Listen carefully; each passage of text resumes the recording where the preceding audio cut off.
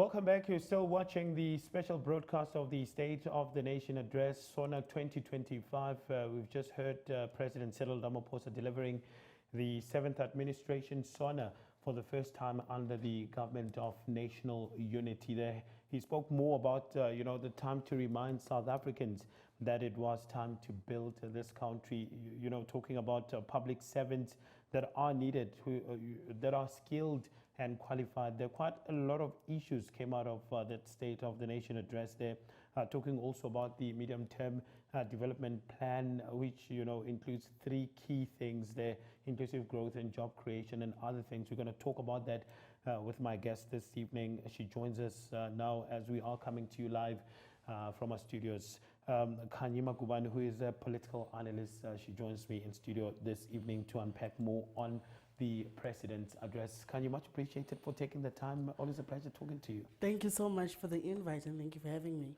Much appreciated. I mean, maybe let's start, talking about, did the speech take South Africans into confidence before we get into some of the key issues that the President spoke about?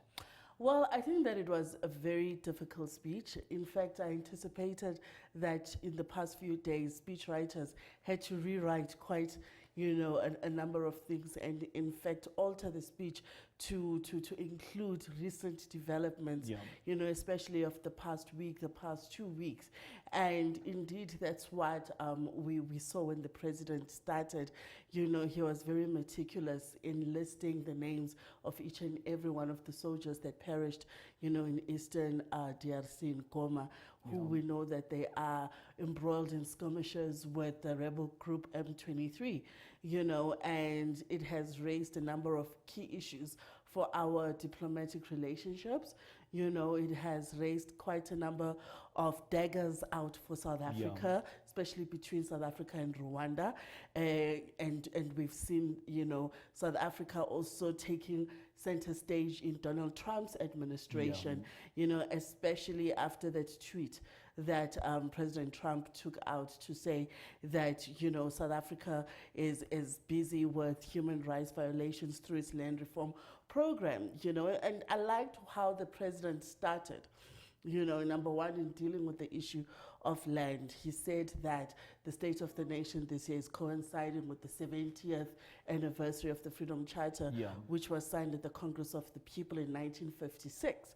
And he said that it is in the spirit of the Congress of the People and in the spirit of the Freedom Charter that South Africa is moving intentionally towards sharing the wealth of this country, with all. Now, of course, you might have noticed the hand claps were not very loud when the President said that. So I think before we get into the overall issues, I think the overall tone of his speech tonight was about reforms. He spoke very, very, very comprehensively about reforms, but I do have a number of critiques, to some of the issues that he's raised, because as usual, as with every State of the Nation, the President will give big, illustrious plans, but be very scant on the details, as is always the case. Now, we know he's going to respond in Parliament to parliamentarians who are going to debate the issues.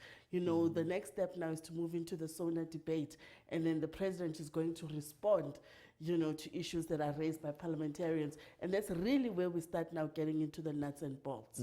Khanyi, I want us now to move to the issues. I mean, the medium-term development plan, 5-year plan as a country. I mean, inclusive growth, job creation, poverty, and addressing issues of the high cost of living, an ethical and capable state. Some of the issues that the President spoke about. Let's touch on it. Especially the issues of jobs in the country. I mean, we've been seeing protests even from professionals, such as in the medical sector, also just going to the streets and voicing their concerns. Will the President be able, under the GNU, address these issues? Because there's also slow growth in terms of the economy.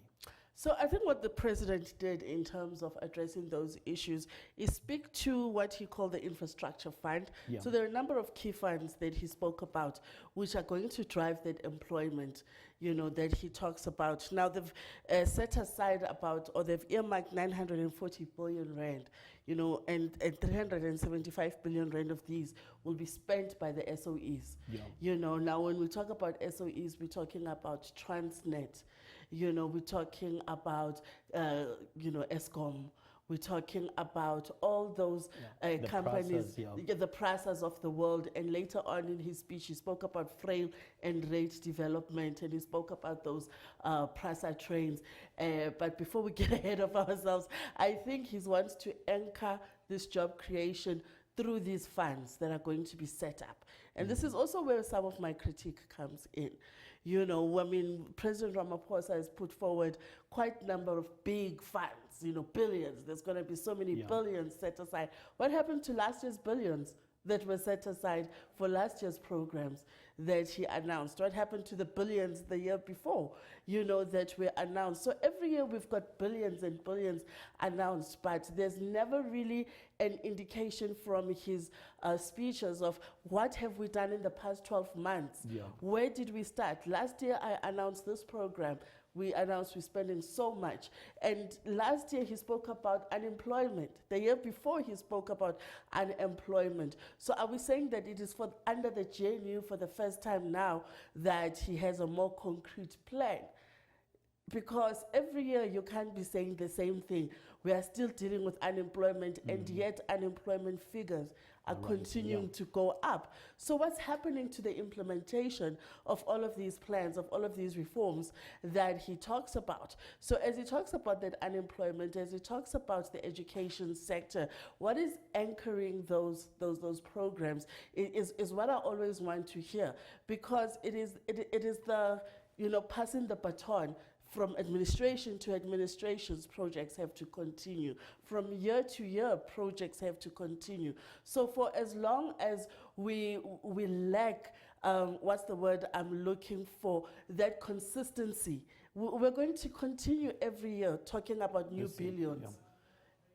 Khanyi, we're going to take a quick break. When we come back, let's talk more on investment, particularly looking at water and electricity maintenance there. He was very confident when he spoke about energy supply, still constrained, but we are on a positive trajectory there. Even, just laughing through it there. We're going to talk about that after the ad break. My guest this evening, political analyst Khanyi Magubane, as we unpack the State of the Nation address for 2025. We're going to take a quick ad break. We're coming back after this.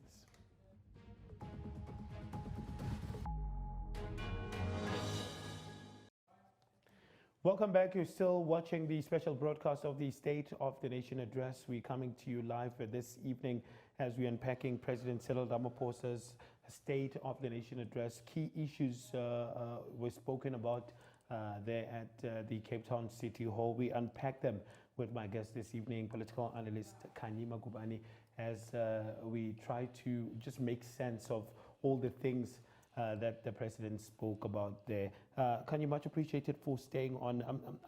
Right now I want us to just reflect more on the investments in water and electricity maintenance projects there.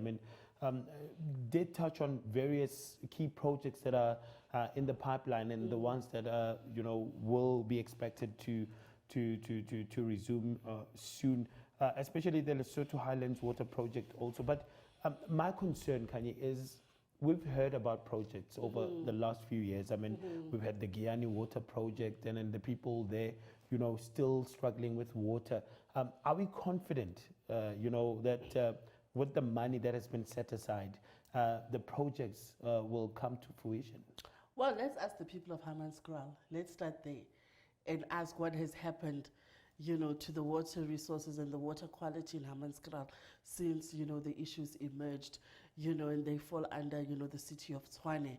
And I think that when we talk about water, we also have to not shy away from some of the critical scandals that have come out. Yeah. Large-scale tenders that were given to tenderpreneurs that were supposed, to start up critical water plants, that were supposed to do all of these water-related services, which have not yet been done. So when the president is talking about this 23 billion rand that has been set aside for the building of 7 large-scale infrastructure projects and water projects, we also have to talk about how secure is that money. Will all of the 23 billion rand end up where it has to end up? Because part and parcel of the problem we have in South Africa is money just going missing, the diversion of money from key critical projects. Because no accountability. And no accountability, because you must remember that for every cent that leaves, the government purse illegally, that cent is a cent taken away from a project that it should have been used for. So it's not a case of money in, money out. It's just money out. And when you have money out, you're creating a vacuum for development backlog. You're creating a vacuum of program development. You're creating a vacuum even for criminality to come in. So with the president, earmarking these large-scale water projects, he spoke about the importance of water security. A lot of South Africans currently don't have water security, and we also don't have the quality of water now that we used to have before. So we do need to look at revising what comes out of the tap, because South Africa for the longest time has been one of the few countries on this continent where you can drink the tap water, and it's been something that we've prided ourselves on. But currently it's very difficult to drink tap water. And also access to water. We know that water is very expensive. If you look at your electricity and water bill, and you look at how much we are currently receiving, every South African gets a number of liters of free water from the government each month. It's a standard subsidy, but over and above that, people have to pay for their own water. So water security remains a key and critical point that government has to look at, because people can't actually afford to pay for water. Water is very expensive in this country. They always say that when water is in the river, it's a natural resource, but when water comes out of your tap, it's a commodity because it has been industrialized. So we do have to pay for it. Khanyi, I want to pose this question to you. Do you think as a country, we are facing a skills, shortage crisis? Are we in a crisis mode, or where are we? You look at the skills demand in the country versus the jobs that are created. There are no jobs, but the skills, many people go to universities, go to TVET colleges and acquire those, qualifications. But there's still an issue of skills shortages in the country. What is it that we are doing wrong as a country? Well, it's all about aligning market needs to what our young people are studying.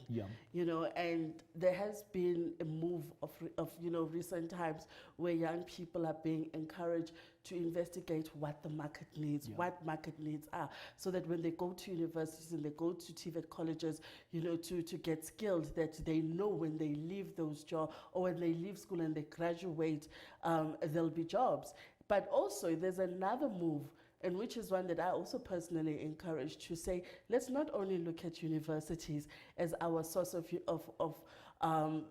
economic liberation, because you're educated and you can get access to different types of jobs.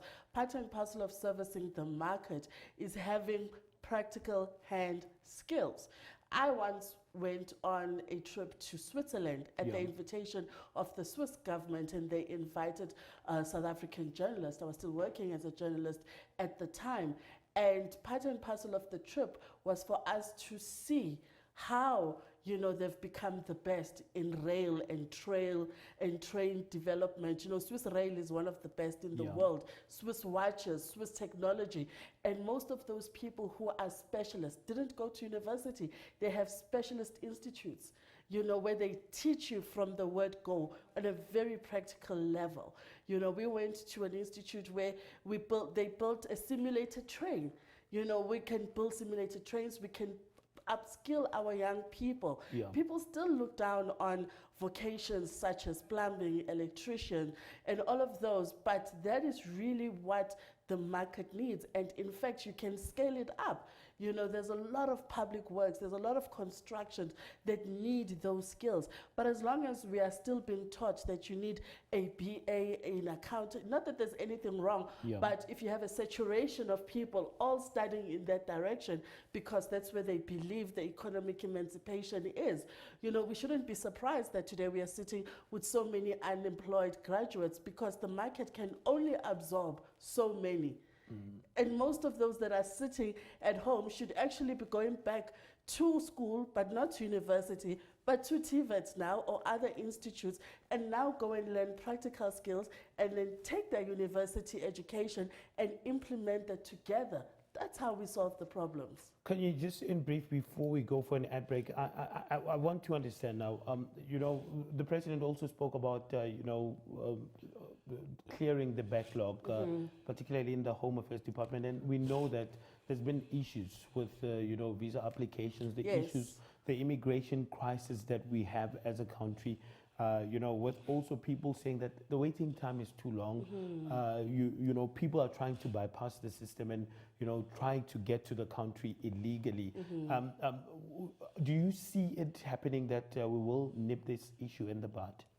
Well, the president did talk about a fully digital visa application system, you know, that will be powered by AI and will be corruption proof. Yeah. And he says part and parcel of doing this is to start moving sub-key and critical services away, you know, from Home Affairs officials who have been identified in some cases as being critical in you know, in aiding some of those illegal immigrants from accessing our IDs and passports.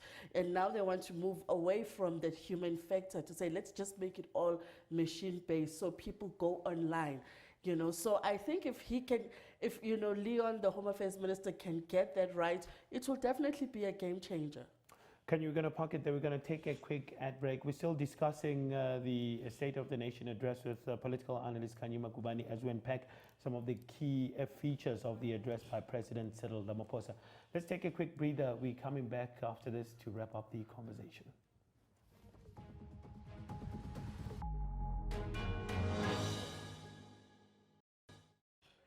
Welcome back. You're still watching the special broadcast of the State of the Nation address. We're coming to you live this evening as we wrap up the conversation with political analyst Khanyi Magubane. Khanyi, as we wind down the conversation, I mean, you know, international relations, issues that have been happening.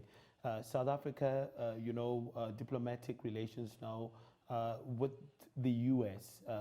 We saw the tweet of Donald Trump. The Secretary of State also tweeted saying that they won't attend the G20. There's quite a lot of issues that are happening, you know, at the same time. You've got the issues of South Africa, Rwanda, the DRC in the middle. Now, President Cyril Ramaphosa will be heading to Tanzania also. Will meet with other SADC, you know, presidents there, and also other presidents from the East African nations there. Paul Kagame will also be there, the Rwandan president. So quite a showdown that's going to happen in that meeting. Wow. I'm interested in finding out what's your take on that. Well, I wish I was a fly on the wall in that room where Paul Kagame and President Cyril Ramaphosa are going to meet, because I think that a lot can get lost in translation when we talk over the phone through our spokespersons and all these things. But I think when the president sits down, you know, then Kagame can state his case and President Ramaphosa can state his case. Rwanda has made very serious and damning allegations against the president to say that he's protecting his mining rights in Goma and other eastern DRC countries, and that's the reason why the soldiers are there to protect the president's mining interests. And South Africa has a number of mines operating in the area, but they're all operating legally. You know, it's not rogue elements that are involved in illegal mining in the area. We know that Rwanda has been accused of funding M23, or being one of the people that are supporting, which they have vehemently denied, you know, to say they are not behind it. However, they do admit that they are somewhat sympathetic to the cause of the M23 rebels. So that is a very key meeting happening in Tanzania this weekend between Southern African leaders and the leaders of Eastern Africa. But I think the bigger picture here is that Africa is getting stronger and bolder, in asserting its position in the geopolitics of the world, in asserting its sovereignty, and also asserting itself as sovereignty coming to the US.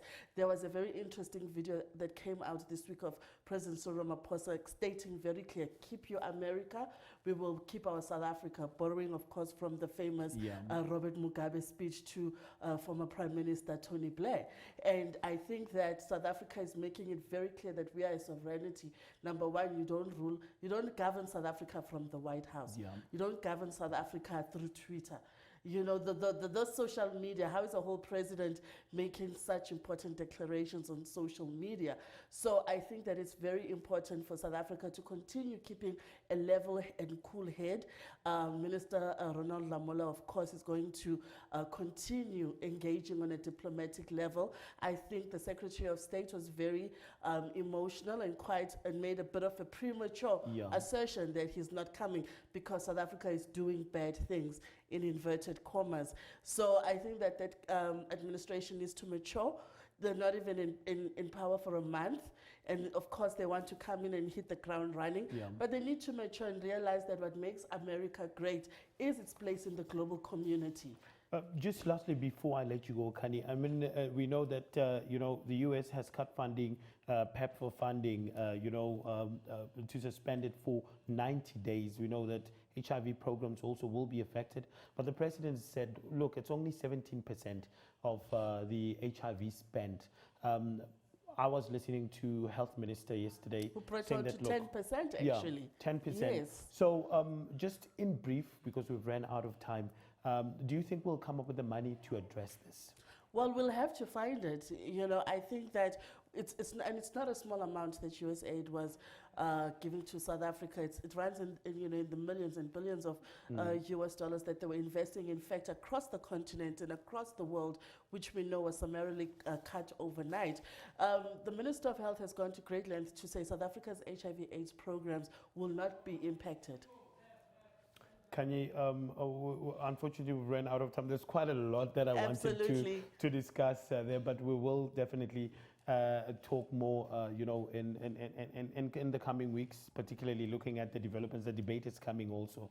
So we hope to have you on the show. Khanyi Magubane, much appreciated for coming in. Thank you so much. Political analyst Khanyi Magubane there, just unpacking the State of the Nation address with President Cyril Ramaphosa. We heard quite a lot of issues there. On that note, that's how we're going to wrap up our special edition of the Sona 2025. From myself, Thabo Molokoane, and the rest of the team, have a great evening further. Bye-bye.